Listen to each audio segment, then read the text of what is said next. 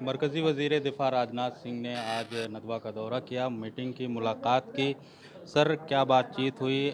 वज़ीर दिफ़ा ने क्या कुछ कहा आप लोगों से? असल में वो तो इसलिए आए थे कि हमारे हज़रत मौलाना राबिया हसनी साहब का जो इंतकाल हुआ था, वो बहुत पहले से आना चाहते थे, अपनी मशगूलियात की वजह से शायद नहीं आ सके। तो वो इसलिए आए थे ताकि ताज़ियत करें और चंद बातें कहें। और वो पहले भी यहाँ कई मरतबा आ चुके हैं और उनका पुराना ताल्लुक़ यहाँ से रहा है।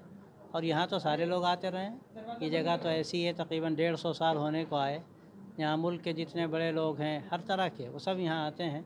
और यहाँ से हमेशा मोहब्बत का जो पैगाम दिया जाता रहा, ख़ासतौर से मौलाना अली मियां साहब ने तकरीबन 50, 60, 70 साल पहले से पैगाम इंसानियत का जो मिशन शुरू किया, मानवता का संदेश, ये सबसे बड़ी इस मुल्क की ज़रूरत है।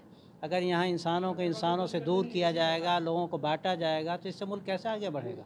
मुल्क जब आगे बढ़ेगा जब गुलदस्ता सलामत रहेगा, और जो मुख्तलिफ़ रंग के फूल हैं, ये फूल अपनी जगह पर रहेंगे तो गुलदस्ते की खूबसूरती बाकी रहेगी।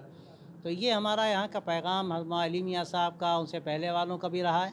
हमारे हज़रत मौलाना राबिया साहब का यही पैगाम रहा है। मौलाना अध्यक्ष थे हमारी संस्था के, जो मानवता का संदेश का काम हो रहा है पूरे मुल्क में, और उसके लिए दौरे किए जाते हैं, लोगों से जोड़ा जाता है, और हर तरह के लोगों को हम लोग अपने साथ लेते हैं, कमज़ोरों की मदद करते हैं।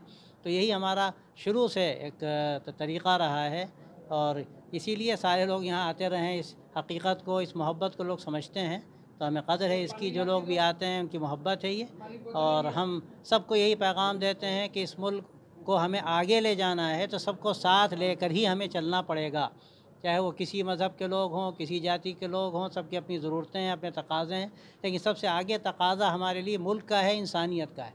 बाकी तकाज़े बात के हैं। आज जो ख़ुदगर्ज़ी बढ़ती चली जा रही है कि पार्टी तो पार्टी, अंदर के लोग जो ख़ुदगर्ज़ी दिखाते हैं, अपना फ़ायदा चाहते हैं, इससे बहुत नुकसानात हो रहे हैं। हमें करप्शन को दूर करना है और मुल्क को आगे बढ़ाना है। यही हमारा पैगाम है, और जो लोग आते हैं उनसे हम यही बात कहते हैं। गुलदस्ते में हर तरह के फूल होते हैं और ये ऐसा मौका है जब लॉ कमीशन यूसीसी पर तमाम लोगों के नज़रियात ले रहा है।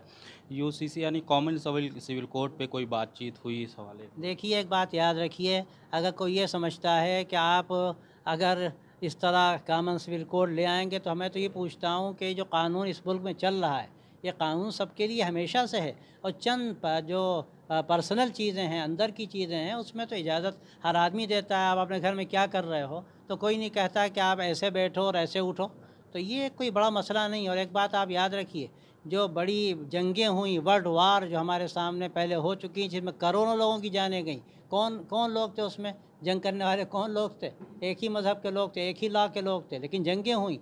यहाँ इराक़ ईरान की जंग हुई, उसमें कोई अलग अलग लाह के लोग थे। तो इससे मोहब्बतें पैदा नहीं होती। मोहब्बत तो अलग चीज़ है, हमें मोहब्बत को बढ़ावा देने की ज़रूरत है। और जो चीज़ें उसके लिए ज़्यादा मुआविन हों, जिसमें एक दूसरे की हमदर्दी छलके, वो असल चीज़ है, उसको हमें आगे बढ़ाना है।